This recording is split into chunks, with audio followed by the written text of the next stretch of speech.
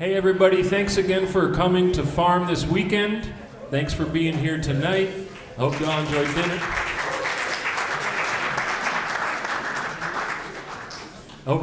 dinner. I'm going to bore you for about 30 seconds, then Nancy's going to take over because she's got much more interesting things to say than me. The main thing I want to do, I think I missed on my list of thank yous last night, was to thank the Farm Board. Thank you, Board. And for the record, I suppose I should read their names. Our president is Bob Hoffbauer. Our vice president is yours truly. Conference co-director, Nancy Emrich Freeman. We also have Carrie Patrick Clark as our registrar. And the best looking member of the board, I might add. You're here.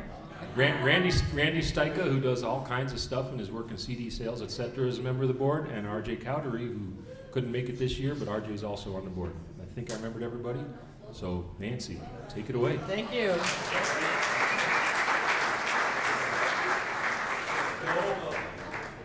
You all know what we're here to do. So I'll just start with the thoughts that have come to my mind. So, Greg, I'm addressing you. No more pretty girls, sorry. Terrible tease. So some adjectives come to mind. Unpretentious, boyish, honest, independent, and quite possibly elusive. Family comes to mind. A banjo-playing grandfather. I love this one. Electric guitar-playing woman. Mother. Oh, my heavens. She's tough. Still at it? Oh, yeah. That's, play with us. wow. And anyway. Iris, Pieta, Bo, Dave Moore. Oh, well, I consider early bandmates to be family. So I put Dave in there. Is philanthropy, it's only my business. Philanthropy and made personally in community spirit. You don't hear about it, it's happening. Lyrics to live by. Love blew my list of things to do away. No, I was a spring wind that blew my list. Okay, the spring wind, but love was in there. It was in there somewhere. It's in there, I heard it today. This town used to have 12 stores. It now has 2. Unforgettable story images. I think everybody here has probably been to a Greg Moore show. Do you remember Grandma's Bosom? That was the answer. And it's the answer in there too, yes. It's canned food. Canned goods. Canned goods. I just can't read my writing. I'm glad he's here because I counted on him for honesty. I work as an editor. I would have come over last night to do that. Okay, pizza. Pizza? Okay, the mill has a wonderful pizza called Iowa Walls. Oh, I didn't know that. Okay, I have it in my fridge. I know it. Thank you. I'm afraid to ask what's on. Apples, beautiful blend of cheeses, and the rest is up to you. I don't remember. I don't know me very well. So Greg tried New York City, he tried LA, he tried Las Vegas, and he came back to Iowa. Greg's been accused of outwriting Dylan. This is where I get pretty excited. His work is the gold standard for songwriters. You may not disagree with me. Right, around the world. And he's the father, in my view, and some other important people's view, of new folk. We've asked Greg to pick and tell. Your questions will be welcome, with much pleasure, respect, even though you may not be able to tell, and appreciation. Farm presents the 2015 keynote speaker, Greg Brown.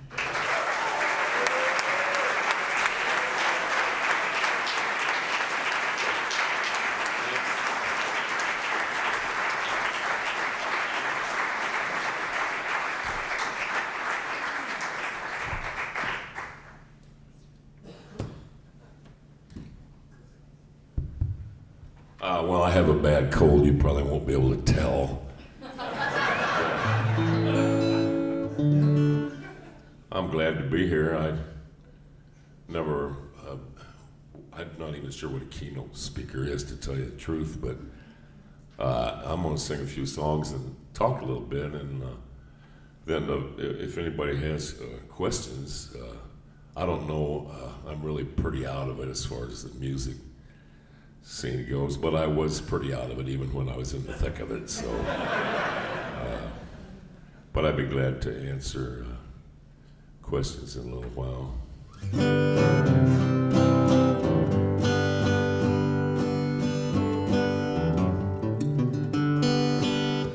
A lot of times when you're playing acoustic music and writing songs, you get that question, what is a folk song? Here's one.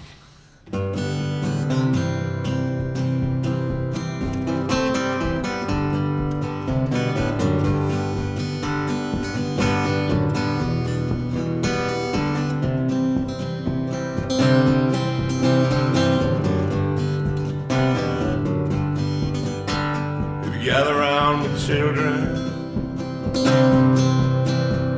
story I will tell about pretty boy Floyd the outlaw, Oklahoma, I knew him well.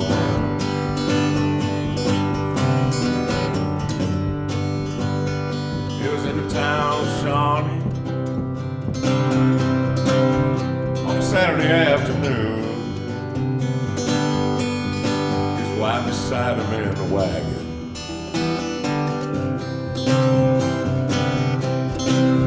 He's into town they rode.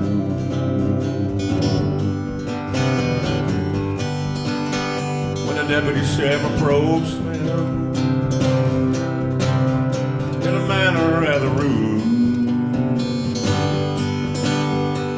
vulgar words and language, and his wife, she overheard. Pretty boy grabbed a long chain, and the deputy grabbed a gun, and the fight followed. Laid that deputy down.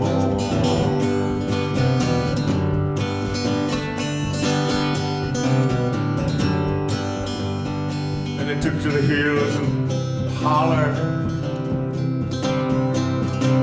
all along the western plain. Every crime in Oklahoma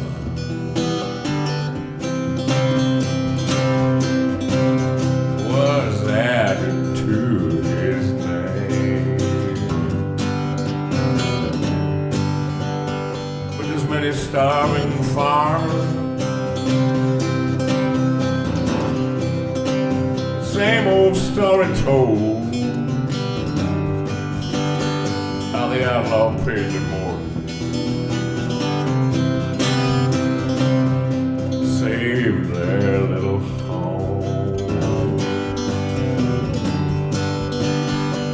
tell about a stranger who come to beg a meal, and then the fight followed.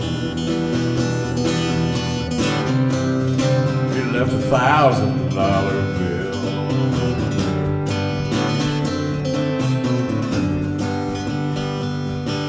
It was down in Oklahoma. It was on a Christmas Day. Came a whole train car of groceries and a note to say, you say that I'm an outlaw, and you say that I'm a thief. Here's a Christmas dinner for all the families on relief.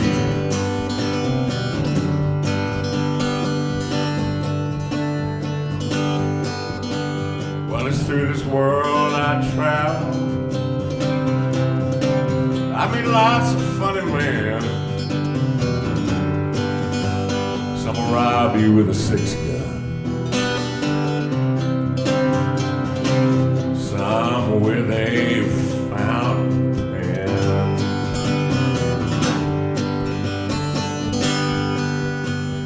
But it's through your life you travel, and it's through your life you roam. You will never see an outlaw drive a family from their home.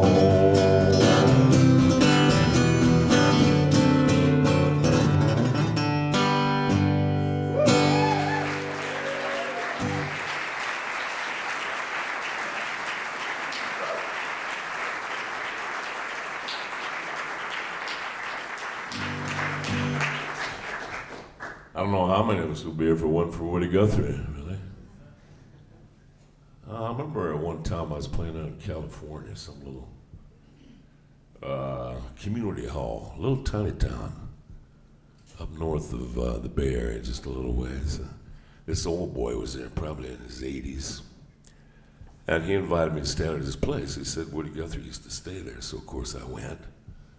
And right by the driveway where he pulled in, there was an old beat-up Ford pickup from way back that Woody Guthrie had painted some shit on. I can't remember what he said exactly, but the next morning, the guy took me for a walk. He was barefooted, and we must have walked about 5 miles on these little goat trails.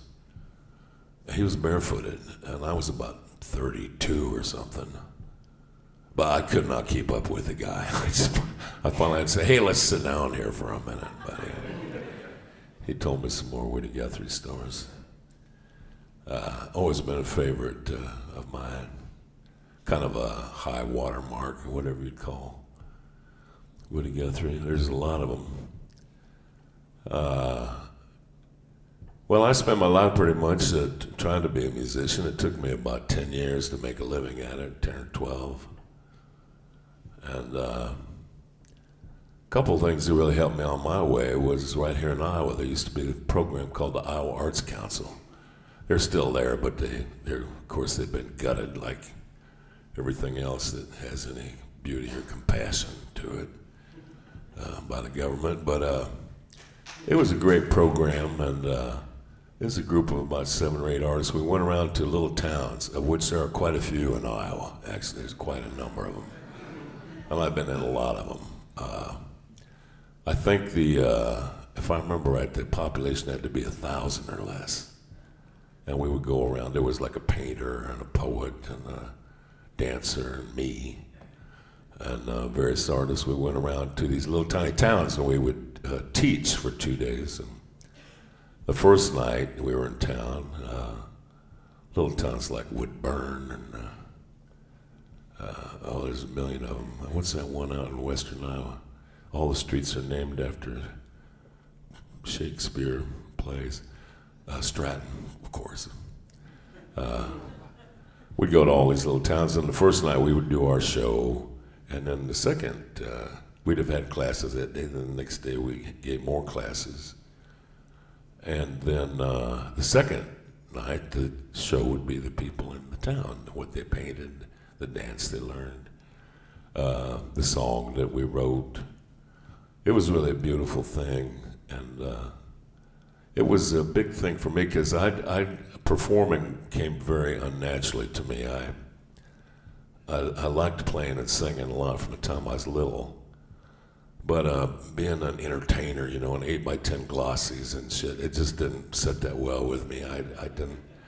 I went out to Las Vegas and Los Angeles. I thought, you got to be kidding me. So that stuff was hard to me, but the touring arts team really helped me, and we were playing old people, kids, old farmers. One old farmer I met, I actually stayed with him out at his house. He had a cool house, a bunch of peacocks around, and goats and stuff. We were talking, I think maybe right when I first got out there, and he said, You know, when we first met, Greg, I thought you were just another hippie sucking off the government's tit. And I said, well, that's okay, Frank, because when I first met you, I thought you were just another old farmer who doesn't know his ass from a hole in the ground. So we got along really good after that. And, I do think there's something about those arts programs, like the touring arts team, which was run by a great woman named Nan Stillions. That was a very, it was just a beautiful thing. Just in general, I mean, I wrote songs in these little towns with people that knew the whole history of the town. We'd write songs about that. We'd write songs about the grandma telling the mother not to be quite so hard on the granddaughter. Songs like that, you know, community-based things. They were really beautiful, and they really touched people, and people realized, yeah, I can make a painting, you know, I can dance a little bit, I can sing. Beautiful thing. I hate to see those things go by the wayside. And it was all real, you know, it wasn't virtual. We were really there. And it was really hot.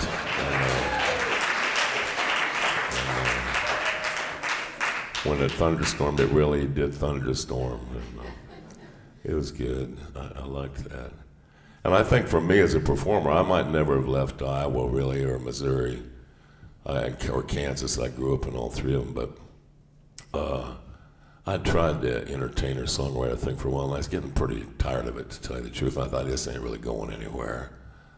And I was going to study forestry and work outside and then have a little dance band on the weekends, and I probably should have done that, but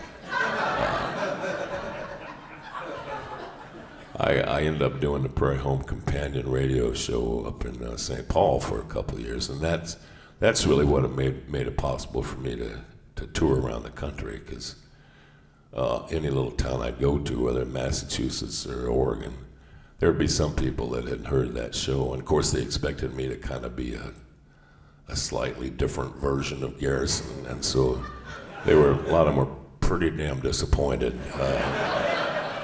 But some of them weren't, and those two things really helped me get going. As far as recording goes, I know that whole scene is pretty much, it's in some place I don't really even know where it is, but when I was first playing, I made my tape, you know, and I sent it around to all the medium-sized land. There was a lot of them of the day, and they all turned me down. One thing I remember is a couple of them wrote me back, and they said, or called and said, are you touring very much? And I said, no. And they said, well, if you were touring more, we could probably make a record of you. And I said, well, if you'd make a record of me, I could probably tour more. So we just kind of came to an impasse, and I was living in a little red shack about 10 miles west of town, a little village, not hardly, called Cosgrove. I had a little red house out there, and so I named her. I wasn't really thinking about Jimi Hendrix, so I called the label Red House, and so I made a couple records, one called the Iowa Waltz, and one called 44 and 66, which I have no idea what that was about. I kind of remember writing it in the car, but it didn't make sense to me even as I was writing it. But I put out a couple records, and they got around a little bit. You know, there was more of almost an international network back in those days, the print media. You could get stuff out a little easier. I remember the first time I went to Boston, I was taking my record around with me to the towns. I had a big tour out in the Northeast, 3 gigs. Boston, Northampton, and Peterborough, New Hampshire. But I went into WGBH in Boston, and I just wanted to drop off my record. And they said, oh, Dick is on air right now. Dick Pleasance, who ran the radio, the folk show out there. She said, just take it into Dick. Well, 5 minutes later, I was sitting there in the radio station on WGBH, and he was playing my record. Now, that stuff doesn't happen much anymore, but it was kind of more like that when I was starting out. And you could still kind of build up a career and keep body and soul together by just traveling around and playing places and word of mouth and your record, if you had one, there was a number of folk stations around the country that maybe would play it. So in some ways, I think, I did that, and I pretty much enjoyed it. It was kind of more of a sense of a community around the country. Then I played in a lot of church basements. I played in a lot of places where all you could eat was really unfortunate bread and drink apple cider. But I liked those places, and there was a spirit there. And these days, I really don't know what's going on. I know my daughter, who's a folk singer now, she tells me it's all gone on to the internet, and I peek at the computer once in a while, but I can't really see much going on in there, near as I can tell. But I know it all went on there, and so that's that. One thing I wanted to say tonight was one thing that is disturbing to me as I fade out into the mist of time is that this streaming thing is anathema and death to artists, I think. I don't know how we can get together and maybe follow the old wobbly slogan, build a new society within the shell of the old, but I do know that singers and songwriters, they need to get paid when they do their work, and it's not happening with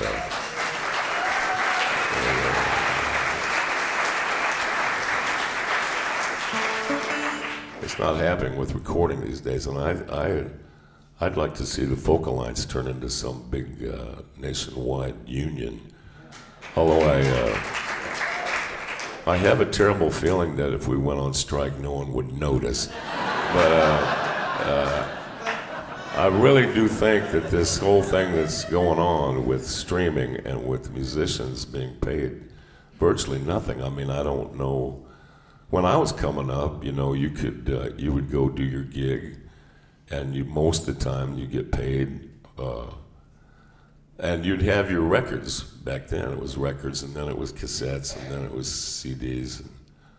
Now I don't know, I guess it's just a little bar or something. I don't know what they give out now, but you could make, my living, and I think a lot of other musicians in those days was about half and half, roughly.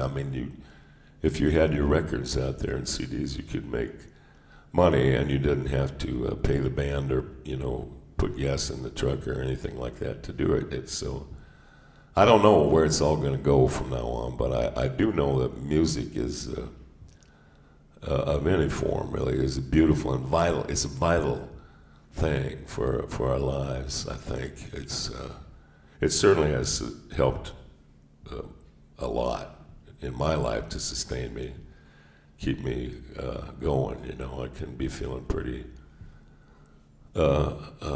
disappointed in the way things are going, and I can put on Howlin' Wolf or Mose Allison or a whole lot of other people, and I'm like, all right. So it's got to keep going somehow, and I know it will. Okay, blah, blah, blah. I've never been a keynote speaker before. I'm finding I'm enjoying it a little bit too much.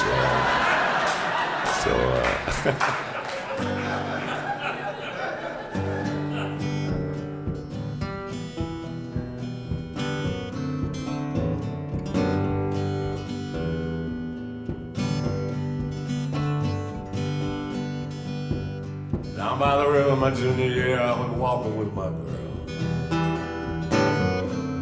We came upon a place, the tall grass where a couple had been making love, left the mark of their embrace. Said to her, it looks like they had some fun. She said to me, let's do the same. I still can taste the kisses and the freckles, the sun when I play the poet game.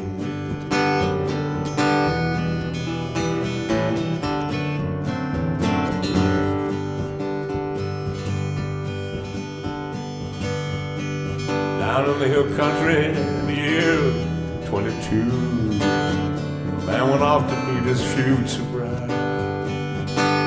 She lived in a rough old shack that poverty grew through. She invited him inside. She'd been cooking, she was ashamed, feeling sad. She could only offer bread and a name. My grandpa said that was the best gift a fella ever had. He taught me the poet game.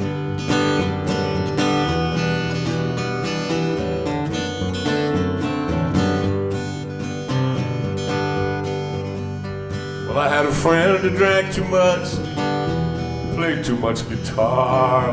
We sure got along. Reel-to-reels roll around the country near and far, full of letters and poems and songs. These days he won't talk to me and he won't even tell me why, and I miss him every time I hear his name. I don't know what he's doing, I don't know why our friendship died while we played the poet game.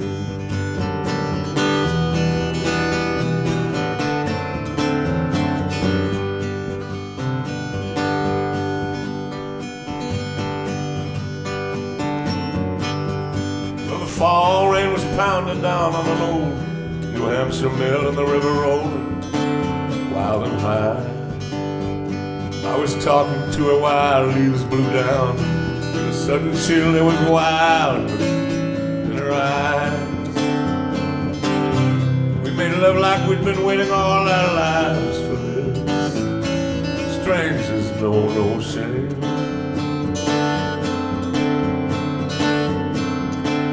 When she had to leave at dawn, and with a sticky farewell kiss, she left me to play my poet game.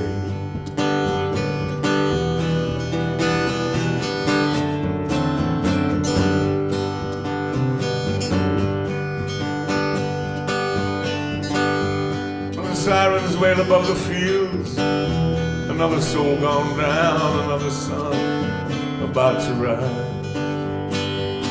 I lose track of my mistakes like birds, they fly around and darken half of my skies.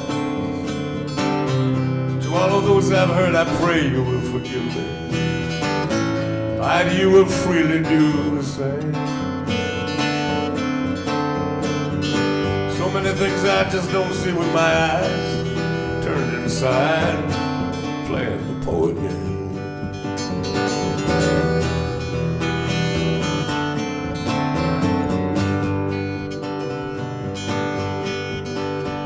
I walk out at night to take a leak out underneath the stars. Oh yeah, that's the life for me. I see Orion and the Pleiades, and I guess that must be Mars, all as clear as we would like to be. I've sung what I was given, some was bad, some was good. I'll never know from where it came. If I had it all to do again, I'm not sure I would play the poet game.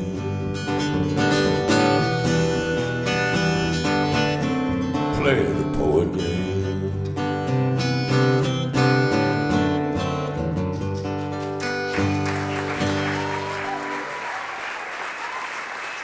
Oh, thank you.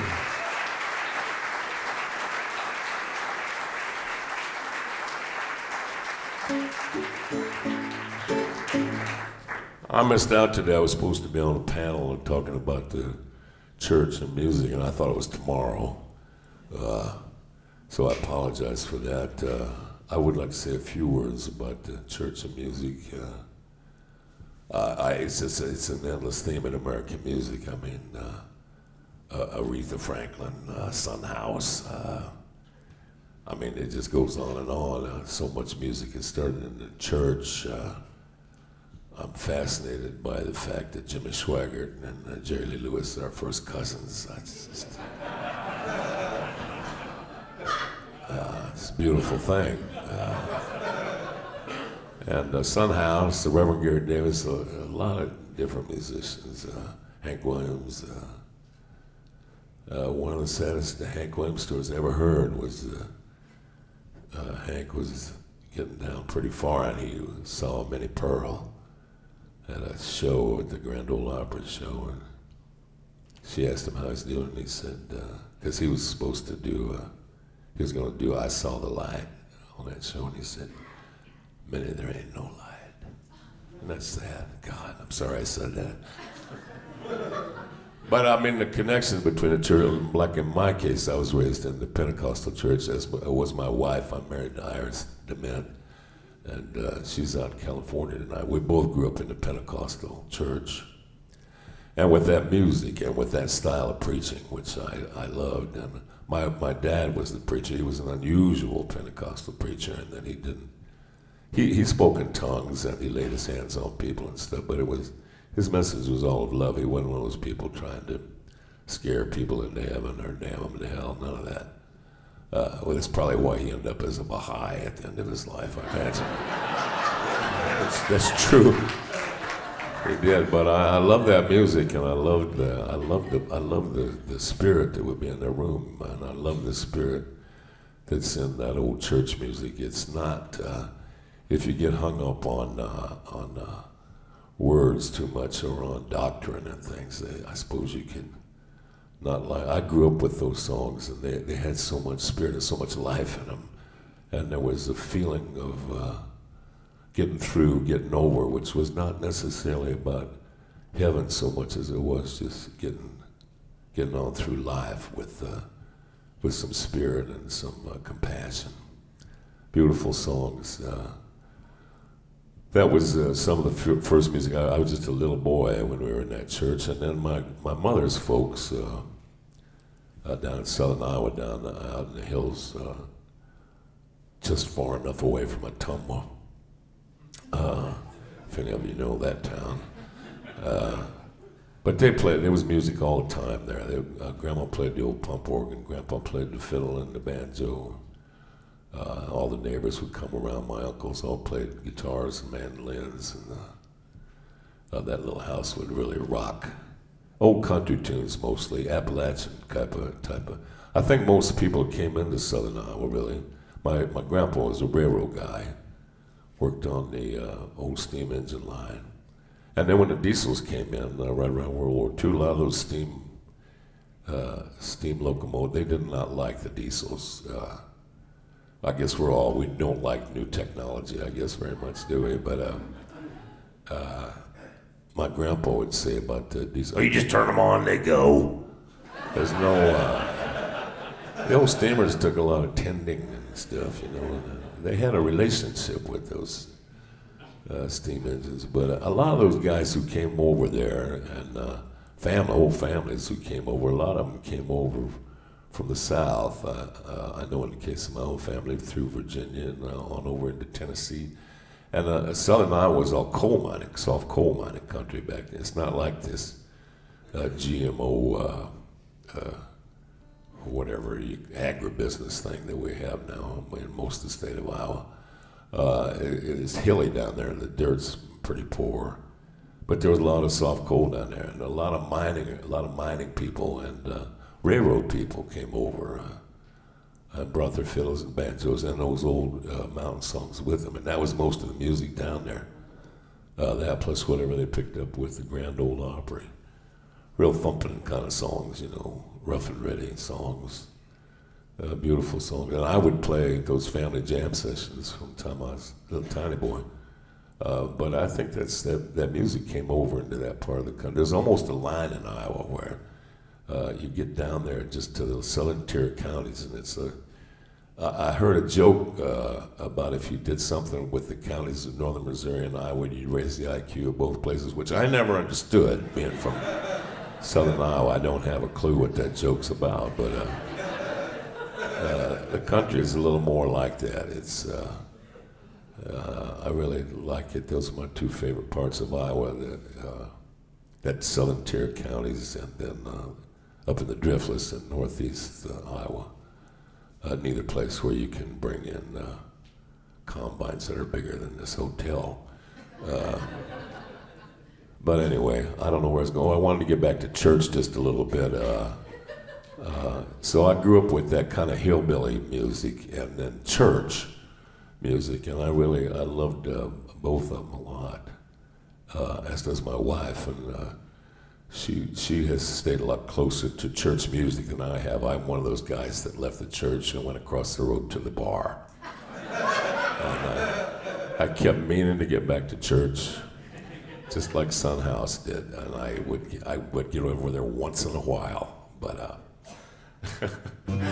anyway, let me sing you one new song, and then maybe if anybody has any questions, I'll be glad to say, as my preacher Sam Man says, say a few words.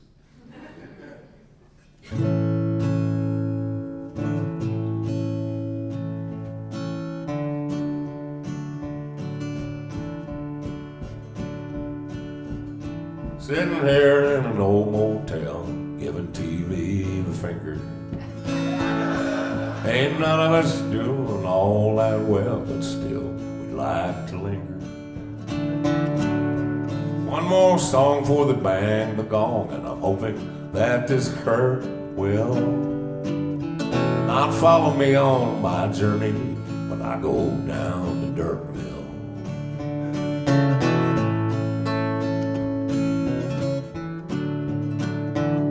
Life as we know it's all we know, fairy tale and conjecture. Those of us in the back row fall asleep during the lecture. If you still don't want to talk to me, could you at least text it and clear up the mystery, 'cause Dirtville's the next exit. Hold my hand, the promised land is an amusement park. Blues in Chinese shoes all the way to Noah's Ark. Well, we all start off in a single cell, and that is where we end up. Heaven to me sounds like hell, so I better keep my wind up. Tempest tossed and often lost, hoping the dessert will worth what the dinner cost, 'cause we're all going down to Dirtville. We're all going down to Dirtville.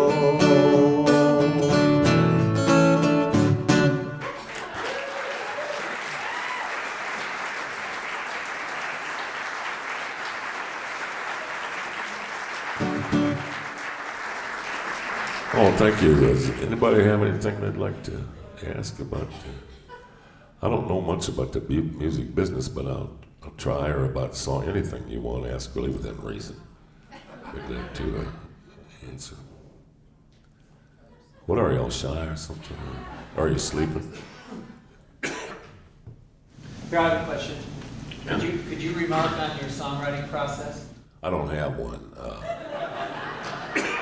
I know songwriter friends of mine do, but with me, it just seems to be part of my life, and it was always that way from the time I was a little boy. I liked poetry.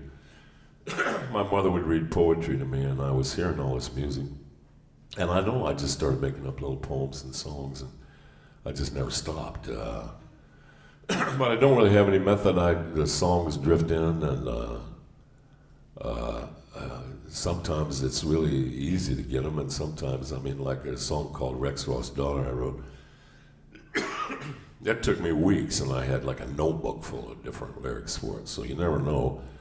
But I like it. I love songs. I love the idea of rhythm and music and words and all that stuff going together.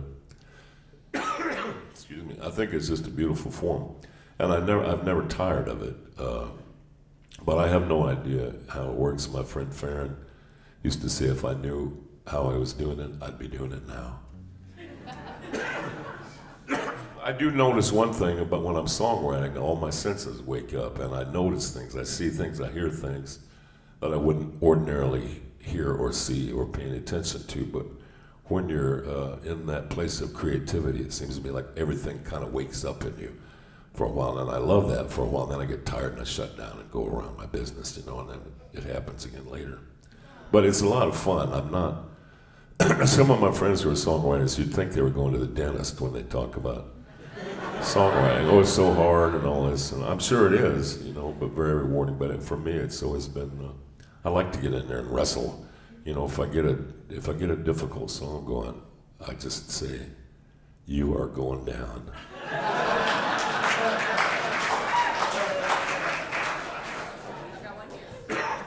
Stand up.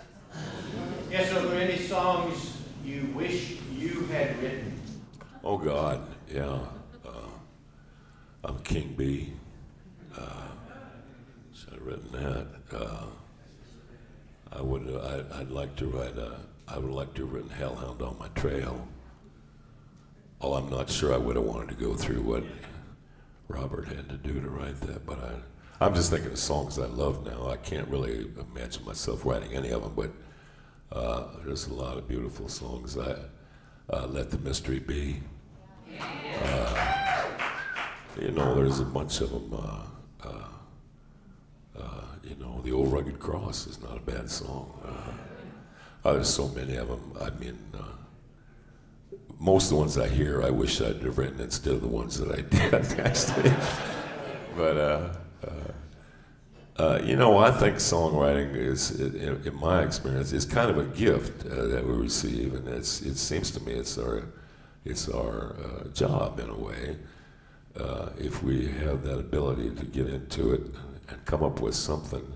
Iris said to me, she says, you know, you don't have to write a great song. You just have to write a song that'll help people get down the road, get through the next day or two.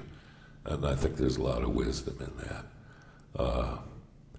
But if you do feel that in you, I really, when I was at that age, I even though I loved songs and I was loving playing the guitar and stuff, but I really did not want to get into the life. I thought that's going to be dumb, and I wanted to study either law or forestry or literature or some of the other things I was interested in. But the pull of music was too strong, and I really, in a way, I didn't feel like I really had a choice. I mean, I worked all these crappy jobs for 10 or 12 years because I couldn't make a living doing it, but I never got that degree that my dad wanted me to. But all in all, I would say I'm really glad that I picked that way. I felt pulled enough that way that I didn't feel like I really had much of a choice. I thought, well, yeah, I could be a lawyer or a teacher or something, but I somewhere inside of me, I knew I'd be miserable. And I think I was right. I can't imagine going into I'm fairly claustrophobic. I can't imagine going into an office every day. And boy. So I think I went the right way anyway.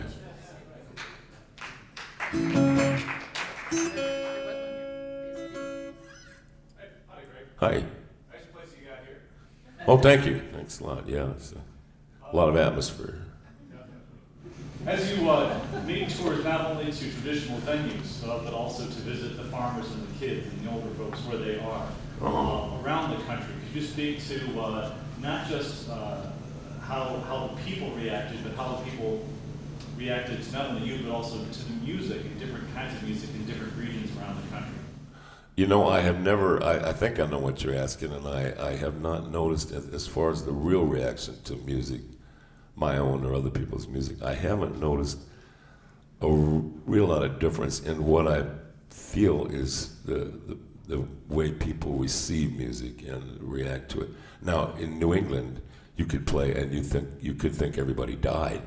The first few times you play there, or northern Minnesota, maybe even worse. You play songs and nothing happened, just. But once you just get you open up your spirit a little bit, and I realized after I played in a lot of those other places. On the other hand, Northern California, you could play Hang Down Your Head, Tom Dooley, and they'd go nuts. So it's a little hard to judge there too, but my feeling around the country is that people are people, and they respond to music. They respond in their different ways according to their local, the way they've come up and stuff, you know. Down in Hackabarney, people would take another pull on the bottle and say, "That was a good one, Greg." And I that's what I grew up with. But I think it's, in my experience, the feeling is pretty much there around the country. You just gotta learn that people have a different way of showing their feelings. Just like women getting used to men, you know.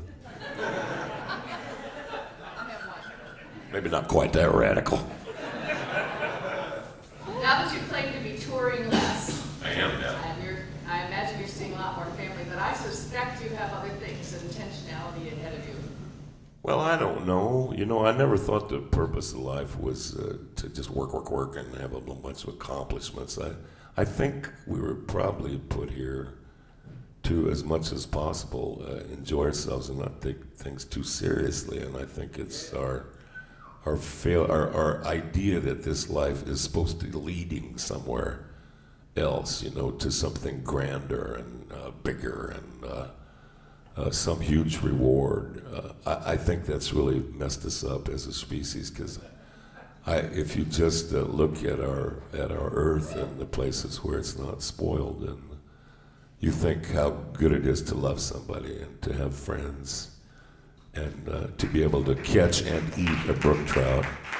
I mean, life's not so bad, I don't think, and I think the relatively shortness of it is in our favor too.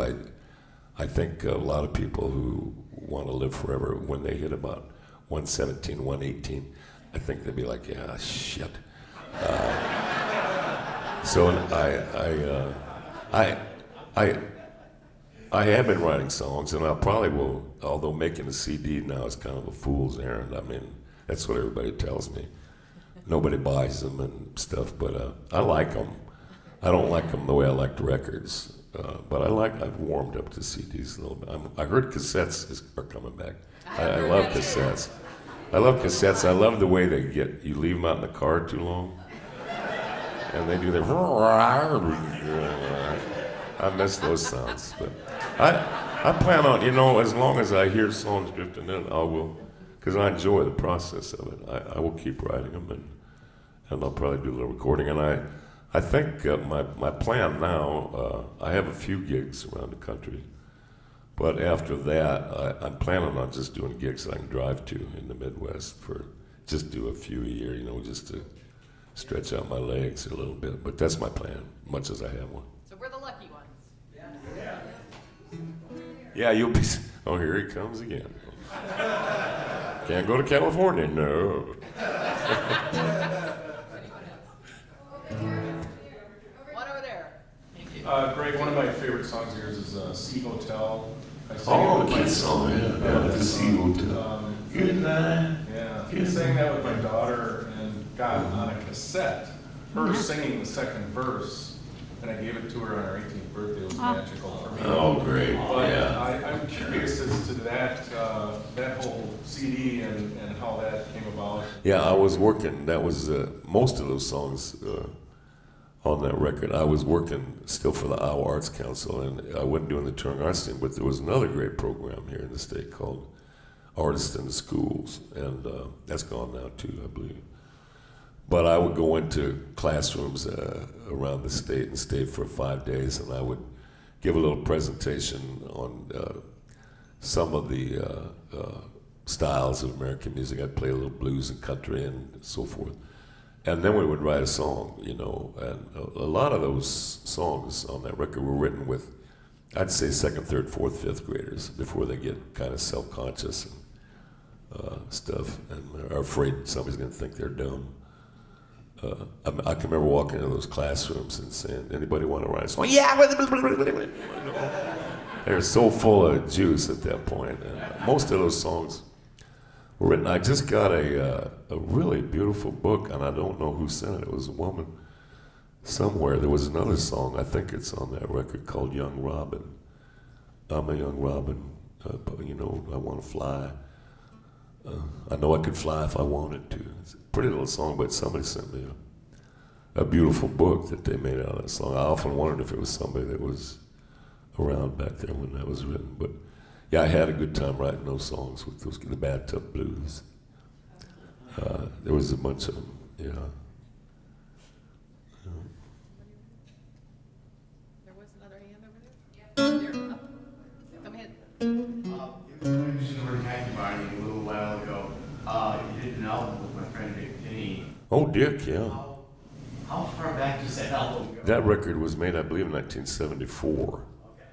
That was the first record either Dick and I did, and it was recorded by a guy named Stephen Powers, who liked smoking dope quite a bit, and he had two-track recorders supposedly in sync.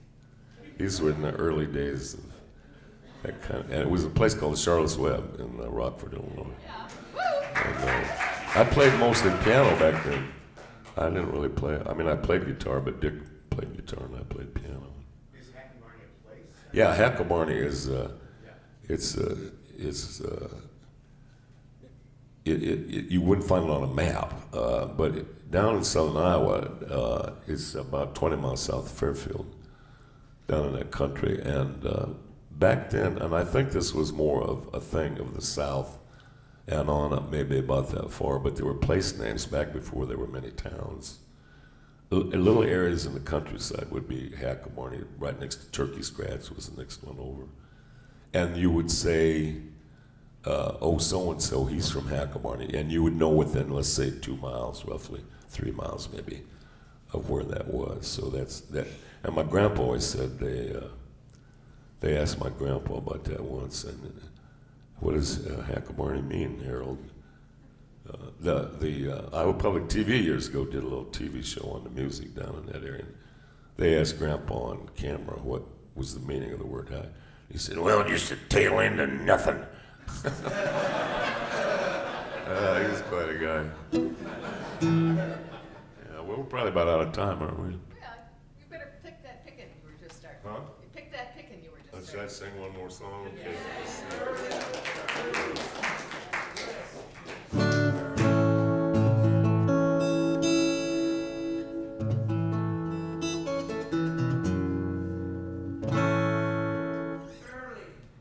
Way early.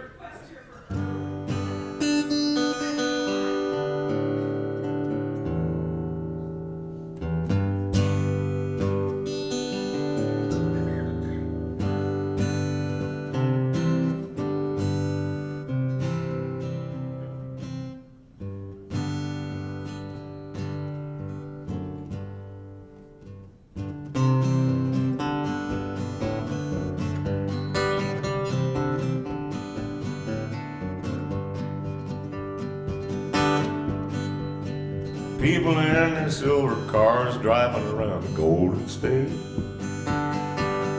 heading home or to the bars. Guess which one they'll get too late. I don't know, I don't care, I don't wear no underwear. I don't know, I can't see how this whole deal came to be.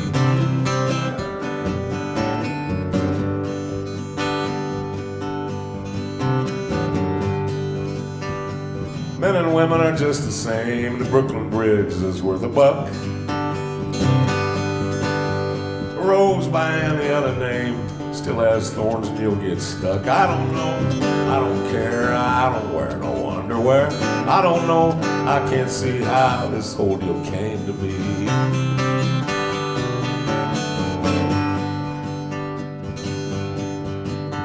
What goes up must come down. I'm sorry, but that's how it is. Honey, do you still want me around? I hope so, give me a kiss. I don't know, I don't care, I don't wear no underwear. I don't know, I can't see how this whole deal came to be.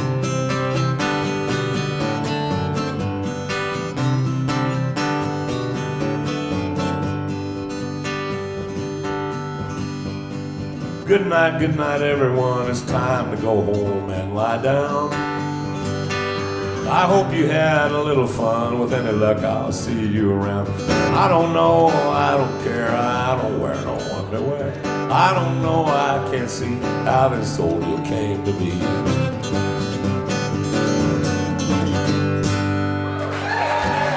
I wrote that myself.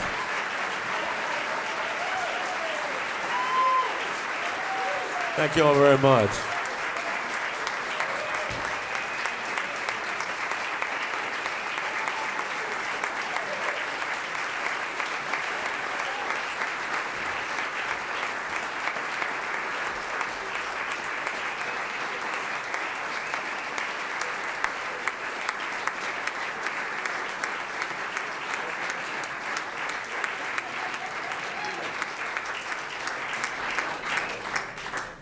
Well, we partly come here for R&R, and that was true R&R. Thank you ever so much.